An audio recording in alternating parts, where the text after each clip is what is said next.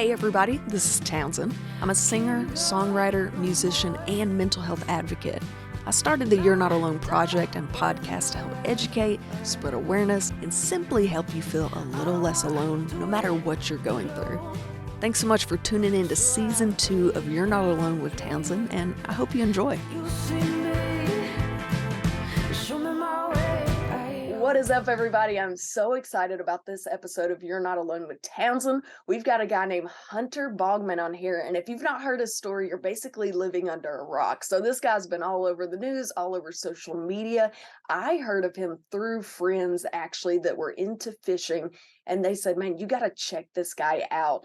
And the minute I found his social media, I was totally blown away, and you'll understand why as we get into his story. But Hunter, thank you so much for joining me. I'm so excited that you took time to hop on here. Hey, thank you so much for having me. Looking forward to this. Yeah. So I've been looking at your socials. You were going from state to state doing all these fishing championships, and we had to figure out a little slot of time that you could hop on here. So that is awesome. I feel like I'm talking to a famous person. You kind of are. Don't worry. We're both. I found out before we started, we're both from Arkansas. Yes, ma'am. Country born and raised. We're both saying yes, ma'am, and no, ma'am, and yes, sir. And we're both like, oh wow, we are country. That's right. I feel like that's the best way to grow up. I don't know about you. That's all I've ever known. So I hope it's the best way. That is a good way to put it. I've done a podcast with several Northerners. And I have been told more than once that speaking to someone from Arkansas feels like drinking sweet tea on the front porch. That's right. I feel like that's a compliment. I think so. Maybe it wasn't, but I'm taking it as one. So Hunter, we are sweet teas on the front porch. That's right. All right, we'll stop leading people on. Okay, so who the heck is Hunter Baughman? Like I said, I ran across your social, but I'm gonna let you introduce yourself to these people. I want to personally thank you for taking the time to listen to these conversations. It truly means so much. We've changed so many lives for the better, and we want to continue doing so throughout 2023. This project is made possible by sponsors and patrons. So if you'd like to help keep the You're Not Alone project going and hearing these amazing stories, we would love for you to join the family at patreon.com/TownsendTmusic. Just for signing up, you'll get free merch, discounts, and behind-the-scenes, patron-only footage. Not only of my music, but of each episode. That's right, so each guest on every episode answers a few more questions that only patrons will be able to watch and listen to. So head on over to patreon.com/TownsendTmusic, and let's continue changing lives. So, born and raised, like you said, Central Arkansas. I've never lived more than 60 miles from Little Rock my whole life. So I professionally fish for a living. That's what I do. Got a wife of 9 years, 18-month-old and a 2-week-old. So two little girls. They're very close together in age. And that's just outdoors enthusiast is all I've ever been, and that's what I've done. So I think probably obviously what gets a little more, publicity than most fishermen would be the fact that I am an amputee below both knees. I had bacterial meningitis when I was 9 months old. I have no fingers on my left hand. I have 3 fingers on my right hand. So, a little less than everybody else to work with, but get to do this fishing thing for a living and love it. That is awesome. Hunter, I'm going to be totally honest with you. I have 4 functioning limbs. I have all my phalanges, my fingers, my toes, and I couldn't catch a fish if my life depended on it. They run from me. They grow legs and they run. Yeah. So the fact that that's like a science to you and you can get out there and sweet talk these fish, that's just pure talent. And guys, he has no legs, arms, or fingers, so basically he's better than you. Let's just be for real. You're better than most. Okay, so you kind of told us a little bit about it, the bacterial meningitis, which I am super intrigued by. I feel like that's something we don't hear about much at all. I've heard meningitis, I don't know much about it, which I assume most listeners don't either. So if it's okay, I'd love to hop right in and just hear a little bit more about your story. Sure. And I don't claim to know a ton about meningitis, but I can tell you about what I had. And I had 113-degree fever. I What? shouldn't. Yes, I shouldn't have lived. My limbs actually turned black. That's why they amputated to try to cut off the disease. Right. Um, if I lived, I was going to be brain dead, is what the doctors told my parents. So, good Lord, and some really good doctors at Children's Hospital at Little Rock saved me. I do have both knees, so I'm able to walk around on my knees and stuff. But it was definitely a different way growing up as most folks, But outside of that, scientifically, I don't know a lot about the meningitis. I know it didn't affect adults like it did children. I actually had never been in a daycare. My mom had kept me at home, so wasn't like I'd been around a bunch of children. And most likely somebody in the family had it and was a carrier and didn't know it, because they weren't sick. No, nobody's fault. That's just how it went down, and it changed my life. But I don't know any different. Like I said earlier about where I live, I had never known any other way. But it's just part of who I am. Yeah, I love it. I love that you don't you don't hold grudges or anything like that. How old were you when you got diagnosed with that? 9 months old. 9 months. Oh man, that's the cutest age I've ever seen. You're just chunky enough and like you're figuring things out a little bit. Man, so cute. That is wild. So if you don't mind me asking, do you know what the first signs were that your mom saw and was like, okay, something might be off? So I was very lethargic, and I had like these spots all over my body. And matter of fact, some of these spots turned into scars. They were like eating the skin away. It's weird, but Wow. that she saw that and decided, and being lethargic, she decided to take me to the ER. Before they made it to the ER, my grandmother and her actually quit breathing. My dad worked nights, so he wasn't home, but I quit breathing, and it escalated very quickly from there. I spent 3 months in the hospital Wow. originally. I don't know, 16 or 17 surgeries, with different amputations and revisions. Of course, I don't remember any of that. And from Sure. there, I had, several revision surgeries through the year, but they're fairly minor stuff. That's Yeah. really the only lasting effects I ever had of it, was just the fact that I'm just shorter than everybody else. Yeah. That's a good way to put it. I'm just a little short. Speaking of that, do you have prosthetics that you ever wear, or have you just chosen not to use those? So I wore them till I was 13 or so. My parents, kind of at that age, said, if you don't like them, you don't have to wear them. I didn't like them. They hindered me. They hurt. So I chose to be in a wheelchair because I can get out of the chair, jump around, whatever I need to do. Actually, when my wife and I got married, I got back in prosthetics and danced with her at the wedding. It took me about a Oh, year to be able to even get around in them. And I still hated them because I thought it'd been a long time, like 16 years, or I don't know, 12 years, a long time since I'd worn any. And I thought, well, maybe they've changed. They hadn't changed. And that's why I tell everybody, somewhere I've got a set of legs with feet, or I mean, with boots and jeans on them somewhere in my house, because I that's took them off funny. and never Just put those them back on. Wranglers hanging on there. That's right. Probably got a fish hook stuck in it somewhere. Don't even know it. That's right. Yeah, people don't even understand. So prosthetics, when you see people walking around, so I also have a degree in healthcare, speech pathology is what my master's in. So we see, and I was telling you earlier about my friends, the physical therapist, we see prosthetics all the time. And just those in themselves are a huge obstacle to face. I mean, they do look incredibly uncomfortable. And I know they're making leaps and bounds to make them better, but even that by itself, man, that's a huge obstacle. It is the being able to bend my knees helped, but still, they're like wearing stilts almost. I mean, you never get completely comfortable, and I didn't ever get completely comfortable. That still a neoprene sleeve or some type of rubbery sleeve.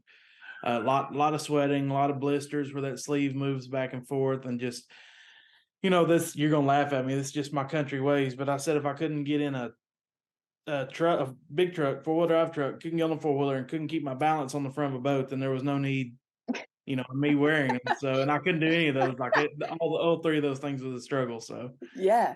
Can you I do didn't those carry without anything them? on. Yes, all of them. Bam. That's it. Yes, I love that so much. I know you can hold your weight on a boat. I've seen those posts. Yes, You're gonna have to post one. I gotta see you hop on a four-wheeler and just be like, that's how it's done. See, I did actually. I've got a TikTok, and I think I shared it to all my socials. But last year I did a how to Tuesday, and I did something different every week for like several months, and I've got one on a four-wheeler. I need to reshare that stuff because it's been a while now, but then I ran out of things to film, so I quit filming them. You can film everything in your life and people be interested in it because it's different. Like you said, I mean, I feel like everything that I have, just talking to you, I'm like, dang, I take that for granted. Reaching up for like a thing of salt in the cabinet, we take that for granted. Hopping on a four-wheeler with zilch problem, take that for granted. Right. Having You 2 just feet attached to my leg, you know? I mean, you don't even think about it. Yeah, and I always tell everybody, my way is normal, your way is weird. It's just how you I didn't have to learn it, like Yeah. I learned just like you learned, it's just something, I go hunt and I take four-wheeler and I'm by myself and I jump on the four-wheeler and get off the trailer and go climb a ladder and get in the deer stand. I mean, I do all of it. It's just it's a little bit different than everybody else. I love it. I love it. So what were some of the biggest struggles you faced growing up? I wanted to be normal for lack of better terms. I wanted everyone around me to treat me as normal and not try to treat me differently. And they did for the most part. I had a great school, Little Rock Christian Academy. Graduated with like 90 people. So I knew everybody in my grade. It wasn't a huge school. And, in high school, like the bell would ring and they'd just steal my wheelchair and go to another class and leave me in, just good You buddies, need new friends, Hunter. You need new friends. Yeah, No, I'm right. kidding. I'm kidding. But that I always just wanted to be one of the guys, and I feel like I was for the most part. Yeah, I love that so much. Was there anything in particular you remember, like being a kid, that you're like, man, this is really hard to do?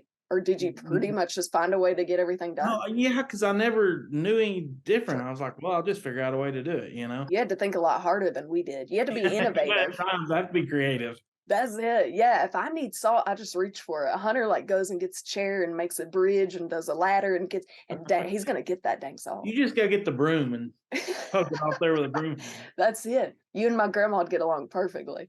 handle. Okay, so we kind of talked about this. Obviously, you want to be normal and you want to be in the in crowd, but what are some things you wish people would understand about your physical abilities, even now as a grown up? I think people think there's a lot of lingering effects. And basically what you see is what's affected. Like Yeah. there's not, no, I don't have to go to the doctor any more than anybody else, probably less because I hate going to the doctor. But there's no other effects other than my physical disability. Like no, it can't be passed on to my kids. No, nothing like that. Yeah, yeah. Well, that was another thing. I wondered if meningitis would be hereditary or if your kids got the vaccine for it or how that worked really. No, it's just like, I mean, for lack of better terms, like catching a bad cold. I mean, it's worse than that, but it's just you catch it just like you do any other, illness. So it Yeah. just happened to be a very, detrimental one. Yeah, so just bacterial, so not hereditary or anything, just something that you catch. How do you so you said you got 2 kids, they're super young. So let's say they grow up. Something I'm super interested in is, do you plan to have a conversation with them about your differences or just let them see it, let them experience it? That we've talked about that. I really think they until other kids say something to them, I don't think they'll ever notice, because Yeah. it's just dad, it's just dad. And that's my 18-month-old. She's got these little rubber boots she wears around, they light up. Anyway, I was sitting in the recliner the other day and she was carrying them around. I said, put them on dad. Of course, she'd put them on the end of my leg and like look at it, and it's not quite clicking yet what's going on, but she's like, I know this is different than my foot, Oh, but I mean, I don't mind to have that conversation. sure. We definitely want everyone treated equally, period. Yeah. No matter what the issue. Um, but I think they will just grow up knowing that. I mean, I think it will be such a second nature to them, maybe till they're in school and some other kids like, my dad has feet, why does yours not? Yeah, my dad walked They'll be up like, in here. I don't know, because your dad's weird and my dad's Yeah. not, but I mean, it's just like I grew up, just normal. Yeah, absolutely. You can do all the things that their dads do, so they don't know That's any right. different. I love That's that right. so much. Yeah, absolutely. Do you feel like, we were talking about you're getting a lot of attention, a lot of media attention, and it's likely more so because you're just beating all the odds. So, like I said, normal people, the average person, fish flee from us. So, not only are you fantastic at fishing, but you're also beating all the physical odds. I mean, Hunter, you're pretty amazing if you don't know that already. But do Thank you. you feel like when you go to a fishing tournament, if people don't know you, do you feel the need to explain yourself, or you just hop up there and you're like, stop looking, let's go? I used to, but now I'm no. It's like Yeah. whatever. Yeah. I If feel they like think there's an everybody issue, probably knows by now in your circle of fishing friends. yeah. You know what's funny is I've fished my entire life. I've tournament fished. I'm 36. I've tournament fished for 22 or so years. Um, statewide for a lot of those years, regionally for probably 8 or 9, nationally for this is my second year nationally. And you know, I've been very successful just locally, but outside of those local people, nobody saw that, and I won a national, well, a regional, but it was a professional level tournament in September, and it gained like a crazy amount of press. Yeah. And I think a lot of people in the fishing world learned who Hunter Baughman was, and it was like, man, I've been doing this. Where y'all been? I've been doing this for 20 years. Yeah. I love that though. Not only are you representing disability, like that community, you're representing Arkansas well. Like I can't think of anybody better to represent Arkansas than this country boy. Yes, ma'am, no, ma'am. And not only that, like I said, you're putting in a good word and a good rep for the people in the disability category, which is amazing. Like it just spreads awareness that, man, we're all the same, really. Deep down, there is no difference between me and you. That's right. I've been very fortunate to work with it for 7 years. I did all the fundraising for a nonprofit that took disabled folks hunting and fishing. Is all they did. So I got to be with and work with those guys. And then now, actually, my title sponsorship this year was with a ranch out of Texas that does this horseback riding for disabled individuals, and they also create jobs for disabled adults. So Wow, that's I've always kind amazing. of been in that you know realm, and I feel like maybe I get to do a little more than a lot of them do, or realize I can do more, I guess would be the way to put it. So it's always been cool to be able to, tell folks, hey, you can do it. Don't be lazy. Don't sit on the couch. Get them to do what you want to do. I think that's a good way to put it. Don't be lazy. Like, don't use it as an excuse. You can get out and you can do what you want to do That's as right. much as you want to do. I guess you put the limit to yourself. I think that's an awesome lesson to learn there. Yes, ma'am. Okay, I have to ask this just out of curiosity. You and your wife been together. You've been married 9 years. Yes. So when you met her, did she know you growing up? No, she did not. We Okay, actually met so online. what? Okay. Yeah. So were you like, funny story? Yeah, I'm gonna be yeah. rolling up in a wheelchair. I don't have feet. Or did you use it as a pickup line? You're like, babe, there are no seats in the restaurant. You'll have to sit in this wheelchair with me. No, that meeting online, of course, she didn't see me first, and I was like, hey, by the way. And then but I've always been the one to make jokes and stuff. We were like on our second date or something in a movie, and she's like, my feet are cold. I'm like, mine are too. And she just kind of turned and looked at me She's like, like, what? I feel foot in mouth, no pun intended. I love that. So she was pretty much always been okay with it. Yeah, That is absolutely. She's been a awesome. huge supporter.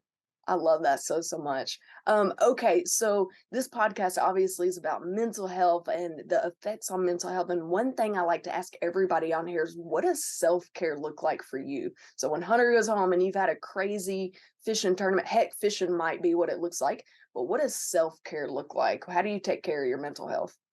So for me, and it's always been this way for me, long before fishing was a career. Yeah. It's been the outdoors. Depending on what, because I'm a huge hunter. I don't make a career out of it, but I love to hunt. And it depends on what time of the year it is. If this time of year, and I have a bad day, like actually, we were pretty overwhelmed with our children the other day. One of them sick. And we're trying to keep them apart, and Mm.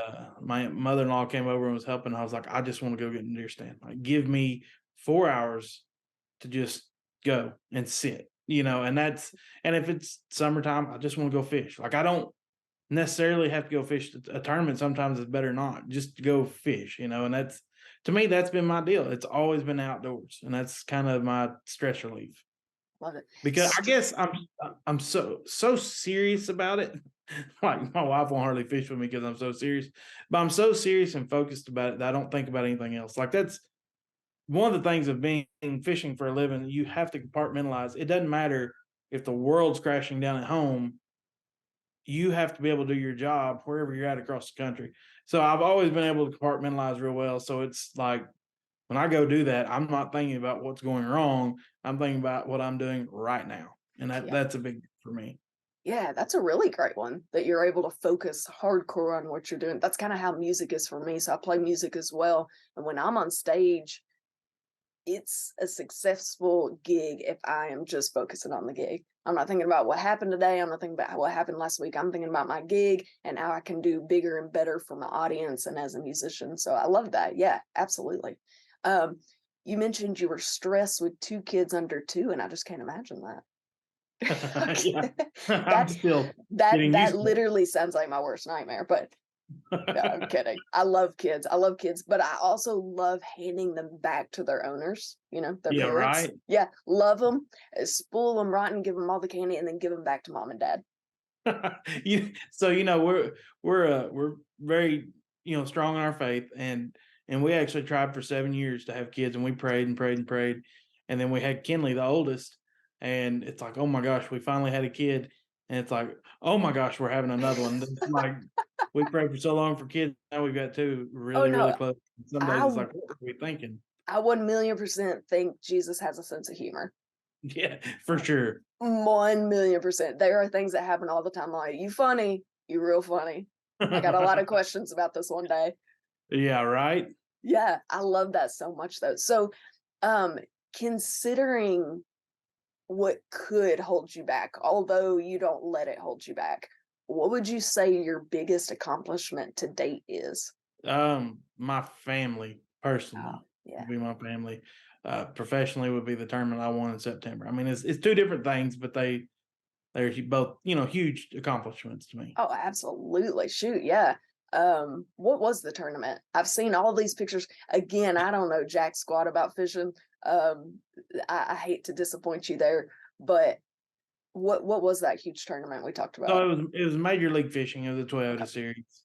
I fished several of them, but it kind of I think it did a lot for me, mentally. It instead of just being there, and I mean I've been successful in them before, but to win one, it's a really big deal, and it showed me that I can do it. That's So awesome. Is I think that it your helped medal my behind you?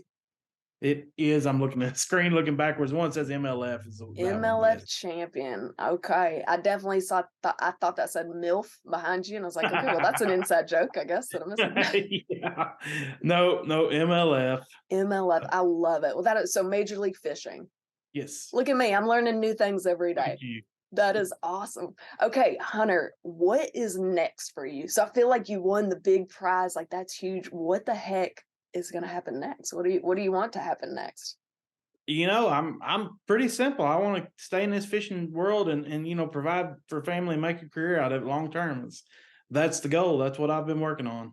I love that. So it sounds like you've made it.